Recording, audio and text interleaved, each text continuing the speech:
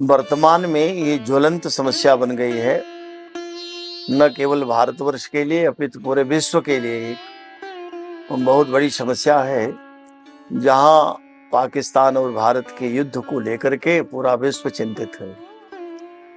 यद्यपि युद्ध किसी भी देश के लिए बहुत अनुकूल नहीं होते, युद्ध विशेष परिस्थितियों में ही किए जाते हैं, लेकिन अगर कोई देश बार बार दूसरे देश को ये मान करके उस पर निर्दोष लोगों का वध करे, हत्या करे कि हमारा कुछ बिगड़ेगा नहीं, तब ऐसी स्थिति में जवाब भी देना आवश्यक हो जाता। मैं समझता हूँ जब ज्योतिष शास्त्र का आधार लिया जाए तो जैसा कि अभी आपने प्रश्न किया कि क्या होगा इस युद्ध का परिणाम, तो उस प्रश्न को आधार बना करके ही बात कह रहा हूँ। आज जो तिथि है वो सप्तमी तिथि हो गई और बार आज शनिवार है, वह भी 7 हुआ, 14 हो जाते हैं। और सूत्र है कि रविरीक्ष हिते विधुलौ गणिये। रविरीक्ष माने सूर्य जिस नक्षत्र में चल रहा हो उससे विधुलौ माने चंद्रमा के नक्षत्र तक गणना करें। तो आज सूर्य भरणी नक्षत्र में चल रहे हैं और चंद्रमा चल रहा है आज पुनर्वसु नक्षत्र में। तो भरणी से पुनर्वसु नक्षत्र की संख्या भी 7 हो गई। भरणी, कृतिका, रोहिणी, मृगशिरा, आर्द्रा, पुनर्वसु 6 हुई, संख्या 6 हुई। तो 6 ये हुआ और तिथि 7, 12, 7, 14 और 26 हुआ।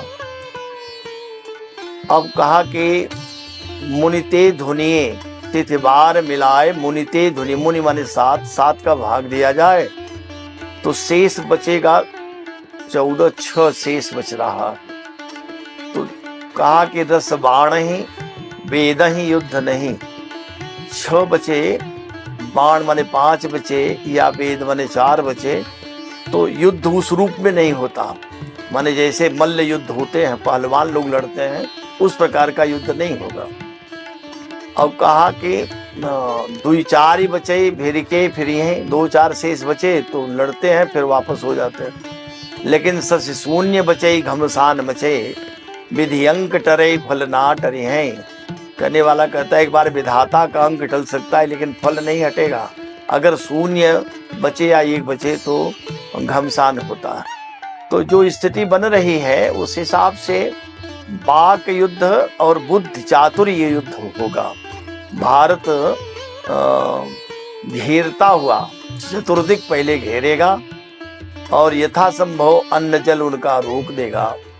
अग्नि, आकाश सब कुछ जब रोक देगा, पंचभूत के रुकने से ही आधे हो जाएंगे।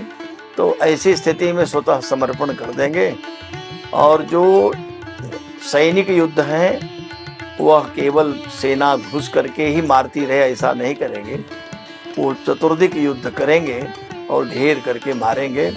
निश्चित ही ये थोड़ा बहुत तो अंजाम भुगतना ही पड़ेगा, इसमें तो संदेह नहीं। और फिर हम लोग तो विश्वास करते हैं कि किसी भी क्रिया की प्रतिक्रिया होती है और ईश्वर भी न्याय करता है।